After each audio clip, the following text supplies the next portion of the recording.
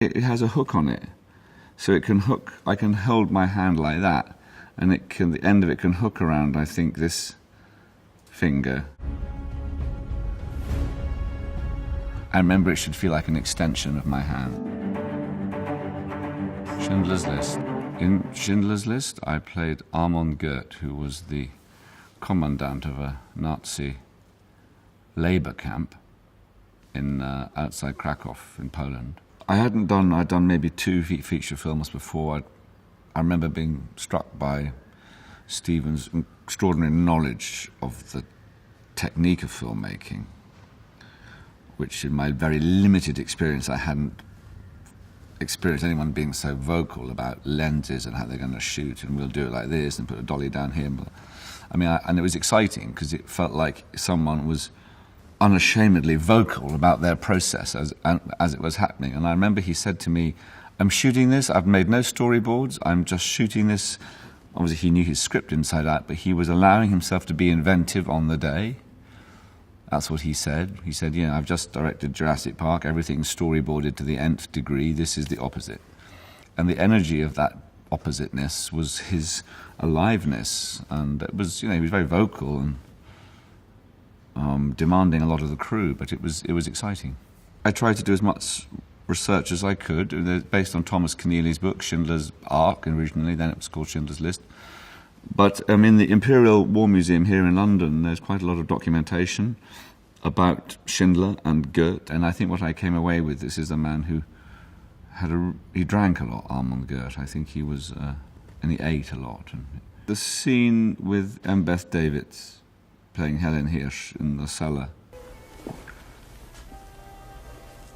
I would like so much to reach out and touch you in your loneliness. What would that be like, I wonder? I mean, what would be wrong with that? And I realize that you're not a person in the strictest sense of the word, but... That was quite a challenging... It was a beautifully written scene. I just remember the challenge of a man who's suddenly finding someone designated in his eyes as unacceptable. He sees all that prejudice starts to slightly crack, possibly because of he's allowing an attraction or a desire to come to the surface. I mean, it feels very human. The Harry Potter series. I hadn't invested time in reading the books. I knew there was a Harry Potter huge thing happening, but I hadn't seen the earlier films, so I had no sense. Right. It was only when my sister, who has children, said, don't you realise what they're asking you to do is extraordinary? And then I took it a bit more seriously. I wasn't that aware. No, when it was first proposed to me, do I like this part? What does it involve? You know, is it something I would enjoy playing? And I did in the end, yeah. You're a fool, Harry Potter. And you will lose. She describes the voice in a couple of places at least, which was a good indicator of where to go. And the snake-like idea that J.K. Rowling gives him as someone that he himself has snake-like elements to his movement, silky, smooth, silent. With Stuart Craig, who's the production designer, and his team, we discussed what the wand would be. It has a hook on it, so it can hook. I can hold my hand like that, and the end of it can hook around, I think, this finger. So it can sort of, I can almost have the hand open, so you would think it might fall off the hand, but I don't know, I just enjoyed the thing that it could be light in the hand. I didn't have as much prosthetic makeup as people think I did. They removed my nose digitally later on, so I was covered in coloured dots, and then I had to sit in front of cameras and every angle recorded, and then for the digital expert. Marc Coulier was the makeup artist for me, and his team gave me a white, pale, sort of sickly complexion, but then they had these sort of vein-like paintwork, which was actually transfers, so they could have consistency. So they just sponged the transfers onto my scalp and face to give this sort of slightly translucent, vein-like quality to the sickly pallor. The scene at the table, when I talk about muggles. To her, the mixture of magical and muggle blood is not an abomination, but something to be encouraged. And then the snake comes up along, and I love that scene. I think it's the beginning of the first part of Deathly Hallows. Nagini. Dinner.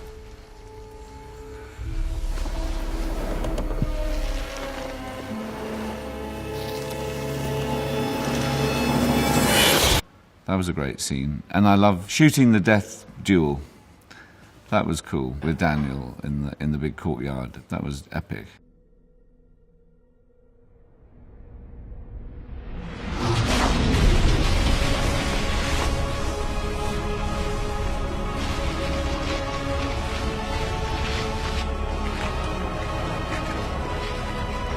What's that like? How do you get yourself in that moment, you know, and do you visualize the blasts coming from your wand? You just have to hate Harry Potter. There's a deep loathing. I'd be pissed if they brought back Voldemort and didn't ask me. Coriolanus. The sort of decision to direct came indirectly. I was close to a great producer called Simon Channing Williams, who produced all Mike Leigh films until, sadly, he died. He had a project which he tried to make with me, but it didn't work. That initial process of script conversations and some location scouts and starting to put on the hat of a director, that gave me a kind of confidence to reach into an idea in my back pocket which I had that if I ever would direct, it would be this, that Shakespeare played Coriolanus, which is not often done, I wouldn't say it's one of his most popular plays. It's a very antagonistic, confrontational, elitist, central protagonist, but fascinating play about politics and power and people. To our noble consul, Coriolanus.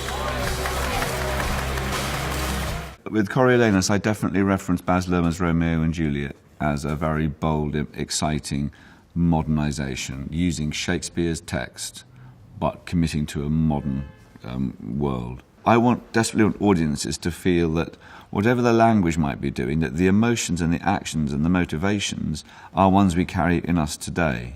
I will fight against my country. And then men die. But it was a tricky sell. My first film, obviously easily labelled as vanity project for this actor and all that stuff. It was scary directing myself. The challenge was I mustn't spend too much time indulging myself. I had a bit of a clock in my head when I was doing coverage on myself. I feel the responsibility to nurture the other actors and their performances, really. And that's one of the pleasures, actually. Grand Budapest Hotel. I'd met Wes a couple of times. He'd been extremely friendly to me and supportive. I'd shown him an early mood reel, or what they call a sizzle reel, of Coriolanus when I was trying to make it and get funding. He had been very supportive and encouraging about it as an idea. But that was in a social situation. And so some years later, now, 3 or 4 years later, he's sending me the script. And he had an eccentric approach, which was to say, please read the script and tell me which character you'd like to play. Well, I think this one, maybe. That was a very happy experience with the way Wes works, with his ensemble of actors, Edward Norton, Willem Dafoe. And I think everyone is there because they love the spirit of his films. Many of the hotel's most valued and distinguished guests came for him. I love you. I love you. She was dynamite in the sack, by the way. She was 84. I've had older. I remember definitely thinking of who do I know that are Monsieur Gustave like?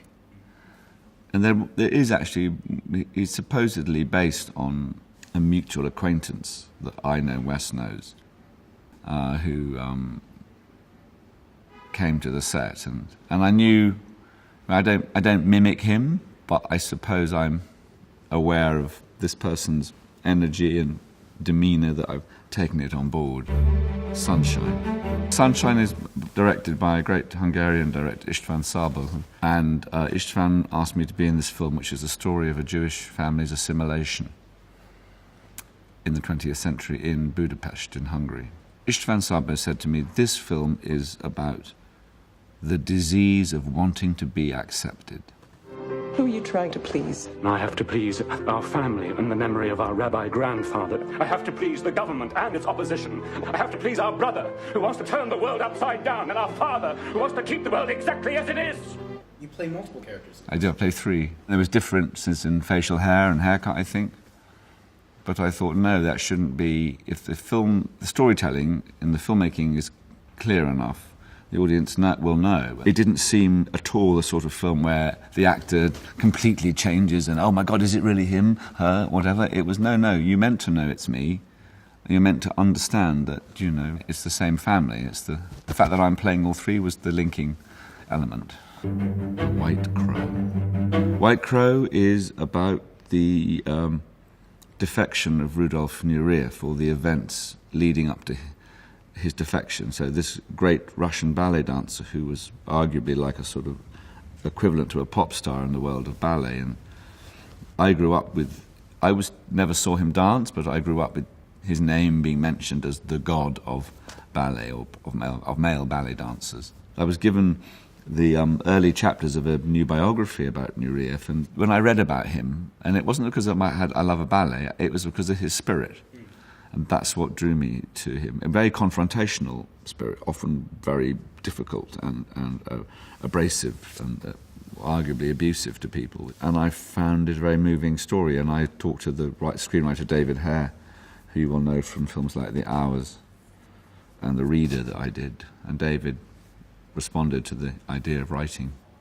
So we worked together on that. I learned from the first film, Coriolanus, not to be afraid of getting a lot of coverage, to take time, to go for a few more takes if I needed to, even if it meant pushing the overtime button a bit.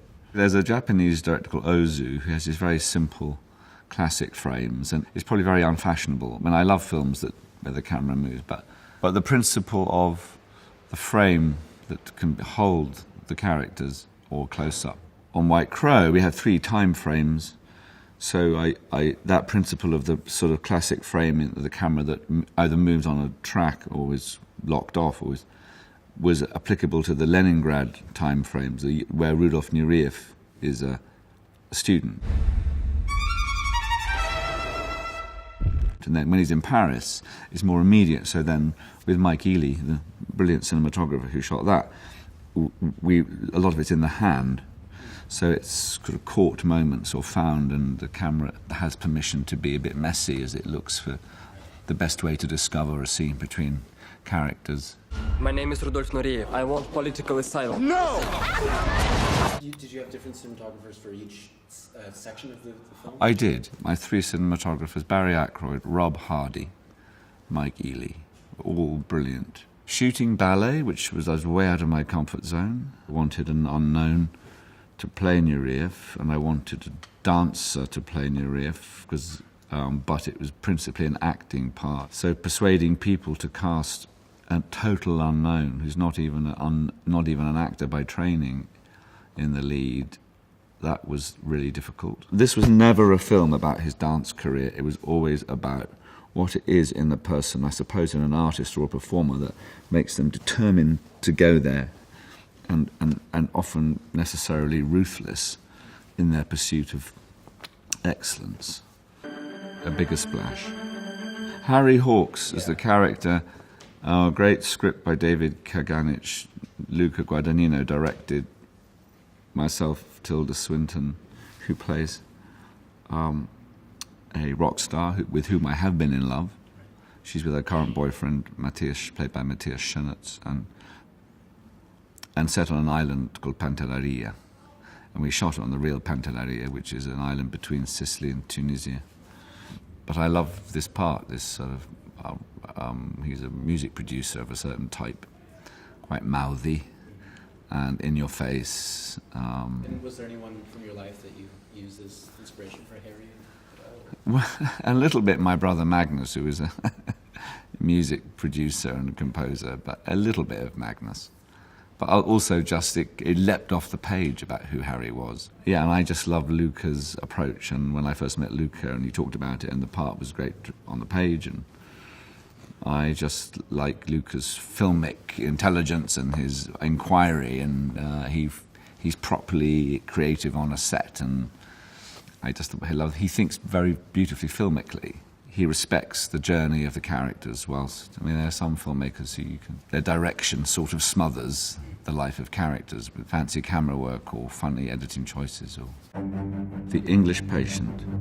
On The English Patient, we all, meaning the actors with Anthony and the crew, we all believed in the emotional sort of breadth and scope of it. It all felt like a drama that had visual scope and emotional scope. But at the time, I mean, it was hard to finance because none of the protagonists were, in the eyes of the Hollywood establishment, none of us were insurance stars.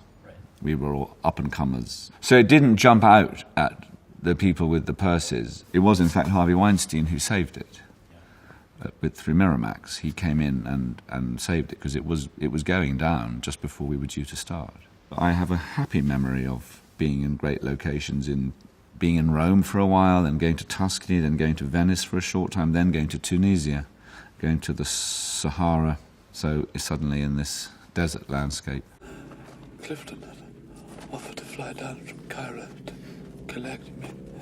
He flew like a madman always, so I took no notice. I don't think now, with the way independent films or that sort of adult drama, character-led films, the sort of budget would be hard now. We'd probably have to shoot it in half the time. We shot from September to January, 1995 to January 96. The Constant Gardener. It's a John le Carré story, produced by Simon Channing Williams, who I talked about earlier, who came to me with the project. Simon brought in Fernando Meirelles, he was being talked about for the City of God.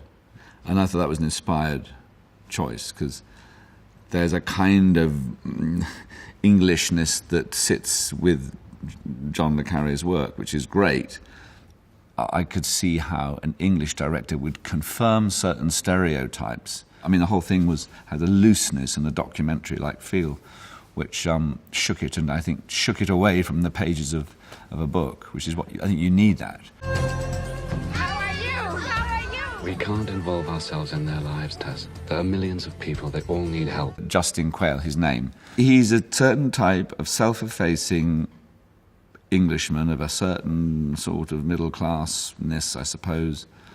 Well-mannered, charming, possibly thought of as ineffectual, and not someone to shoulder their way to the front of a queue, not someone who pushes forward their ambition, but is decent and reveals himself to have a core of steel and determination in trying to avenge or get to at least to the secret of his wife's murder. The appeal to me was, here is a guy that everyone thinks is a bit soft, actually has a kind of extraordinary courage, and I love that movement. This is someone who no one thinks, but he pursues and pursues and pursues and pursues. I'm not conscious that I have the same approach for every part, because often the director you're working with informs the approach you might take. A lot of the time I feel things intuitively. I think about who they are, I think about their inner life. Where are they from? Who are their parents? What, you can give yourself imagination exercises. People ask about research, but actually there is research, but actually a lot of it I think is just intuition and imagination.